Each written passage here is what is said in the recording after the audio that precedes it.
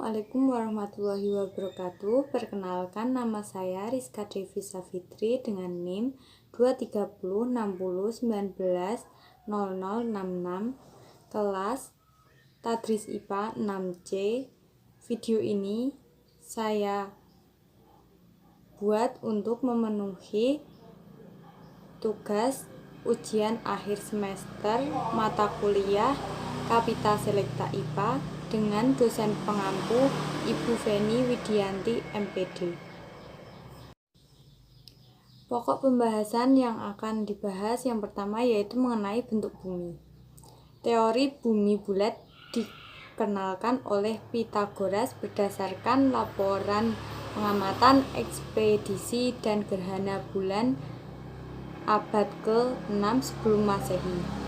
Aristoteles 330 sebelum Masehi dan Eratosthenes pada 3 sebelum Masehi. Menurut Ibnu Khaldun dalam kitabnya atau Muqaddimah, bumi bulat seperti bola. Menurut karakteristiknya, planet bumi memiliki karakteristik jarak rata-rata dari matahari yaitu 93 juta mil atau sama dengan 150 juta kilometer dalam satuan atmosfer. Kemudian karakteristik yang kedua yaitu suhu rata-rata permukaan yaitu 59 derajat Fahrenheit sama dengan 15 derajat Celcius.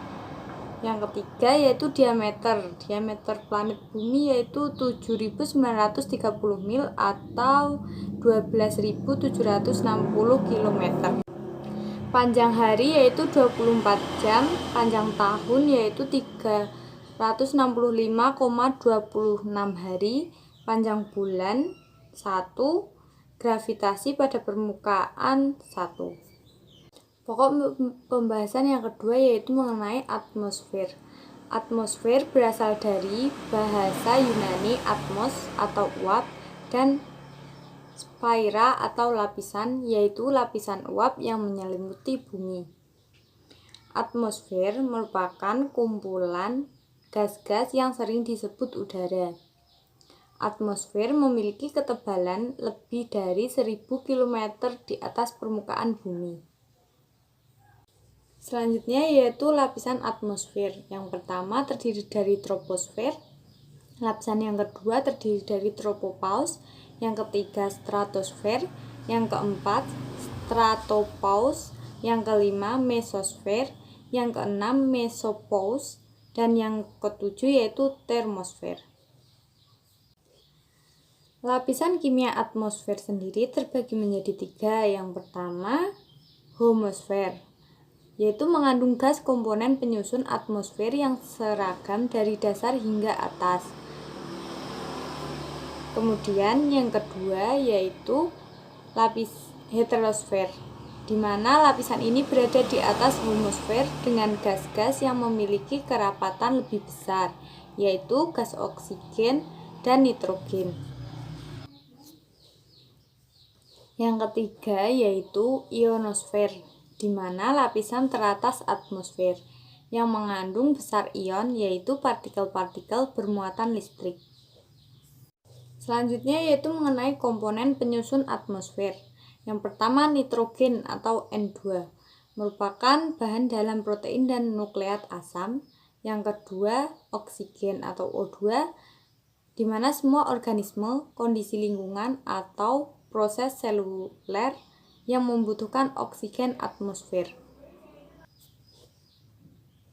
Yang ketiga yaitu karbon dioksida atau sering disebut CO2. Dalam jumlah kecil berperan sebagai gas rumah kaca yang menjebak sebagian radiasi matahari keluar dari bumi sehingga bersuhu tetap hangat. Yang keempat yaitu ozon atau O3 yang berfungsi sebagai pelindung bumi dari radiasi sinar matahari yang berlebihan. Pokok pembahasan yang ketiga yaitu hidrosfer. Hidrosfer berasal dari bahasa Yunani yang terdiri dari hidros yang berarti air dan spaira yang artinya selimut. Hidrosfer nampak seperti selimut bumi berwarna biru karena hampir 70% permukaan bumi merupakan air. Air di atmosfer adalah salah satu gas rumah kaca utama yang membantu mengatur suhu dan iklim global. Selanjutnya yaitu pokok pembahasan litosfer. Litosfer berasal dari bahasa Yunani litos yang artinya batuan dan spaira yang artinya lapisan. Litosfer merupakan lapisan batuan yang terdapat di bumi. Dalam artian luas, litosfer diartikan sebagai seluruh bagian bumi yang berbentuk padat, termasuk inti bumi. Struktur bumi terdiri dari 3 bagian. Yang pertama, crust atau kerak bumi, yang kedua yaitu mantel bumi, dan yang ketiga yaitu core atau inti bumi. Pokok bahasan selanjutnya yaitu mengenai jenis batuan dan perubahan bentuk muka bumi. Jenis batuan yang pertama yaitu batuan beku. Terdapat 2 jenis batuan beku, yaitu batuan intrusif atau terbentuk dari magma dan batuan beku ekstrusif atau terbentuk dari lava. Contoh batuan intrusif yaitu granit, garbo, porter, sinit, dan peridotit. Sedangkan contoh dari batuan ekstrusif yaitu obsidian, batu apung, basal, dan riolit. Jenis batuan yang kedua yaitu batuan sedimen.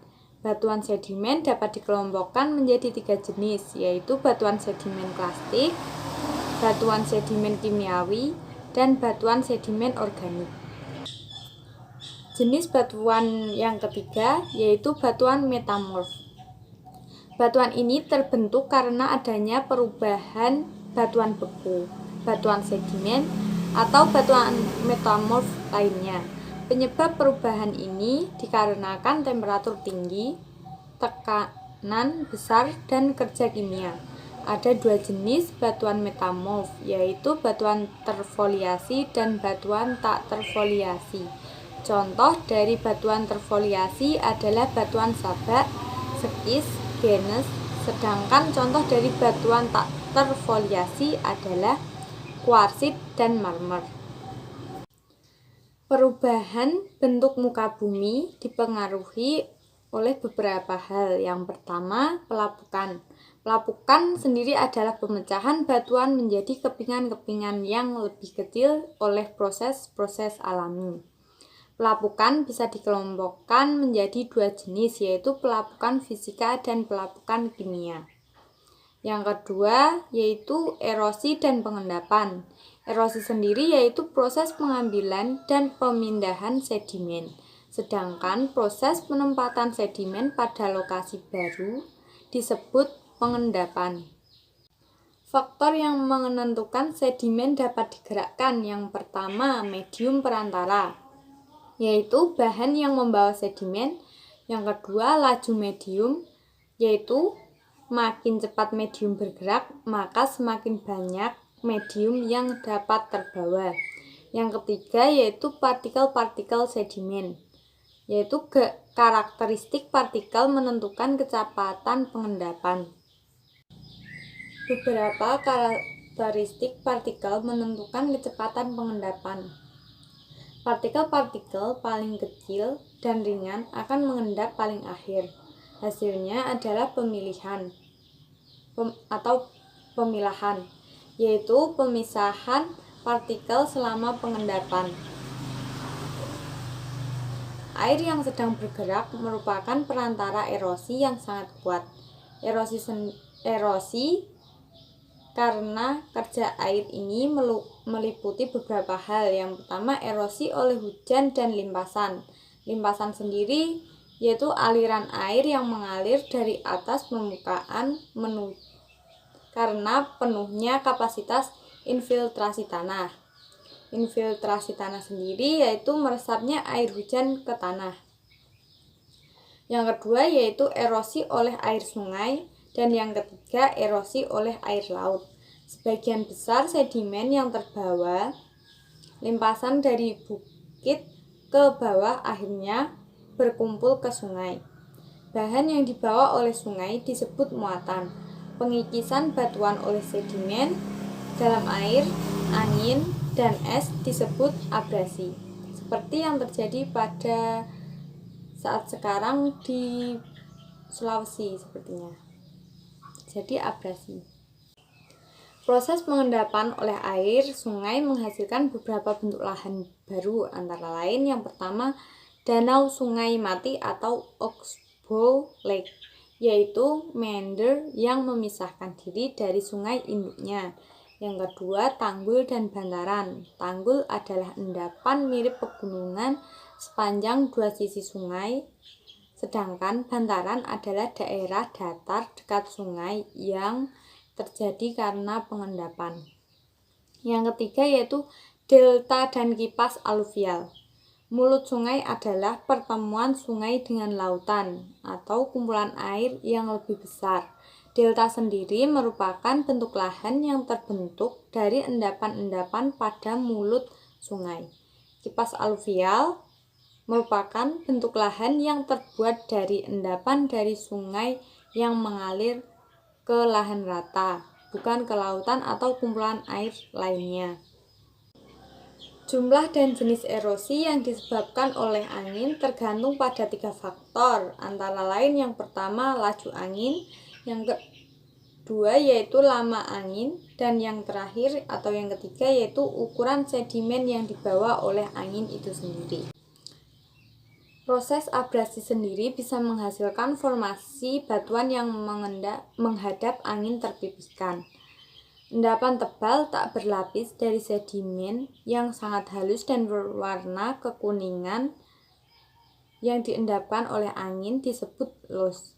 Loess membentuk tanah subur, contohnya adalah loess di Cina dan loess di lembah Missouri, Mississippi, Amerika Serikat. Bukit pasir adalah gundukan atau pegunungan pasir yang diendapkan oleh angin. Bukit pasir ditemukan di padang pasir atau di pantai berpasir. Gletser juga dapat menjadi perantara erosi. Gletser sendiri merupakan lapisan tebal es yang sedang bergerak. Ada 2 jenis gletser, yaitu gletser lembah dan gletser kontinental. Yang pertama yaitu gletser lembah, merupakan lapisan es yang bergerak turun lereng bukit melalui lembah. Gletser lembah juga disebut gletser alpin atau gletser pegunungan. Jenis gletser yang kedua yaitu gletser kontinental, merupakan lapisan es sangat besar yang menutupi lahan. Gletser kontinental ditemukan di daerah kutub yang menutup daerah sampai jutaan kilometer persegi. Abrasi gletser terjadi bila mana pecahan-pecahan batuan yang dibawa gletser mengikis lahan. Hasil endapan tak terpilah dapat berupa yang pertama yaitu morena atau endapan sedimen tak terpilah karena proses pengendapan gletser. Yang kedua, drumley, yaitu gundukan endapan sedimen tak terpilah yang memanjang pada morena bawah. Yang ketiga yaitu iratik, yaitu bongkahan besar terisolasi yang diendapkan oleh gletser. Beberapa bentuk lahan lain yang diakibatkan oleh kerja gletser, yang pertama yaitu lembah menggantung. Yang kedua, sirku atau lembah gletser yang berasal dari lekukan berbentuk mangkuk. Yang ketiga, aret atau pegunungan tajam. Yang keempat, horn atau bentuk puncak pegunungan yang runcing. Yang kelima yaitu esker atau pegunungan sempit. Yang keenam, camp atau gundukan kerucut rendah yang tak teratur. Yang ketujuh yaitu garir atau striation, yaitu aluran-aluran atau garutan-garutan kasar sampai halus yang dihasilkan oleh batuan pada dasar gletser. Gerakan tanah dan batuan menuruni lereng perbukitan yang disebabkan gravitasi disebut perombakan massa atau mass wasting. Ada dua jenis perombakan massa, yaitu perombakan massa cepat dan perombakan massa lambat. Perombakan massa cepat adalah gerakan batuan turun lereng perbukitan secara tiba-tiba. Beberapa contoh perombakan massa cepat adalah yang pertama runtuhan batuan atau rock falls, yaitu gerakan cepat batuan secara tiba-tiba dari perbukitan yang terjal. Yang kedua, luncuran batuan atau rock slide, yaitu gerakan batuan pada lereng bukit lebih landai.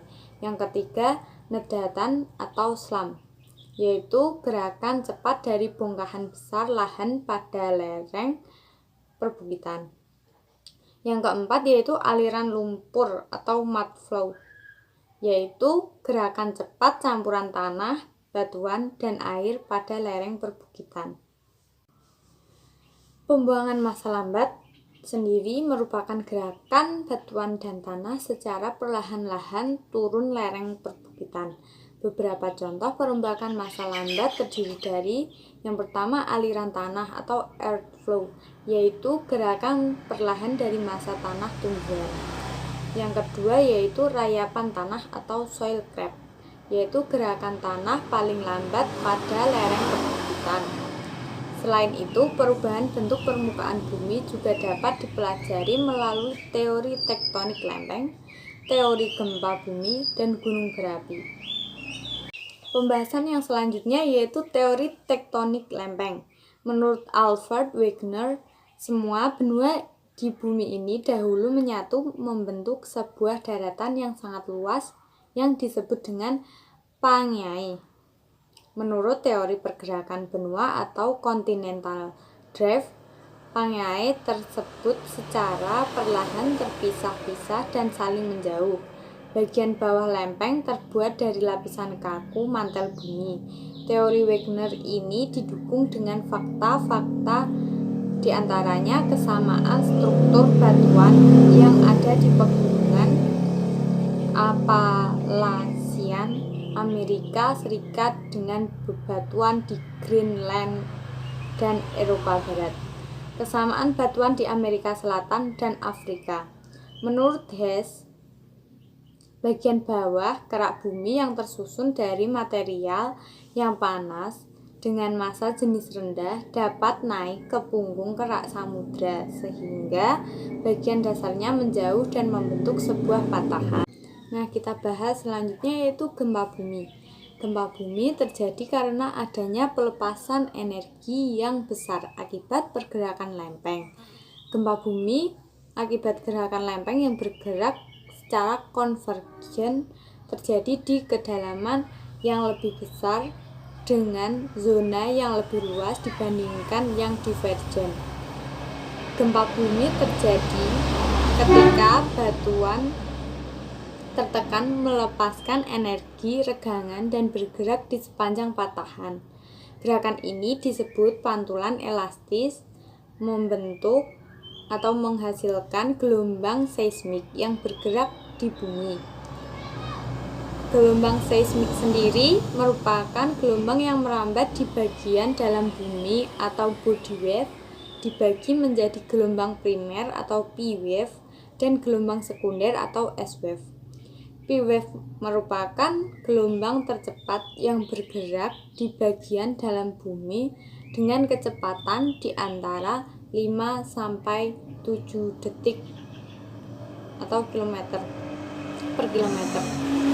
Sementara itu, S wave merupakan gelombang transversal yang menyebabkan partikel dalam material bergerak tegak lurus dengan arah gelombang datang. Pengukuran kekuatan gempa bumi dapat dilakukan dengan skala Mercalli dan skala Richter. Selanjutnya yaitu mengenai gunung berapi. Gunung berapi dapat terjadi karena gerakan lempeng sehingga menghasilkan proses subduksi. Pada proses ini, dua lempeng yang bertabrakan akan menekuk. Lempeng dengan massa jenis yang lebih besar akan menekuk ke bawah lempeng yang bermassa jenisnya lebih kecil. Akibatnya, batuan pada lempeng yang menekuk akan melebur menjadi magma dan naik ke atas karena perbedaan massa jenis. Inti bumi bagian luar merupakan cairan yang disebut magma. Magma yang sampai di permukaan bumi ketika gunung meletus disebut lava atau lahar. Serangkaian gunung berapi juga dapat berbentuk dari pertemuan lempeng membentuk cincin api atau ring of fire. Nah, perlu diketahui ya teman-teman, gunung api aktif merupakan gunung api yang mempunyai aktivitas vulkanik yang tinggi dan meletus dalam jangka waktu pendek. Misalnya sebagai contoh itu Gunung Merapi. Selain itu, Indonesia juga mempunyai gunung api dorman, yaitu gunung yang tidak memiliki aktivitas vulkanik dalam waktu yang lama, namun dapat meletus sewaktu-waktu. Misalnya sebagai contoh Gunung Sinabung termasuk gunung api dorman. Pada tahun 1600 Gunung Sinabung meletus. Tahun 2010 gunung ini menjadi aktif kembali dan meletus kembali pada tahun 2013 yang erupsinya berlangsung hingga September 2015. Cukup lama ya teman-teman. Letusan gunung berapi sangat berbahaya bagi makhluk hidup karena material yang dimuntahkan dapat mengakibatkan kerusakan. Terdapat 4 status gunung berapi dari yang paling aman sampai dengan yang paling berbahaya, sehingga perlu dievakuasi, yaitu statusnya terdiri dari normal, waspada, siaga, dan awas. Sekian pemaparan materi yang bisa saya sampaikan, kurang lebihnya saya mohon maaf, semoga bermanfaat. Jika ada pertanyaan silahkan tulis di komentar bawah ini. Wassalamualaikum warahmatullahi wabarakatuh. Bye bye.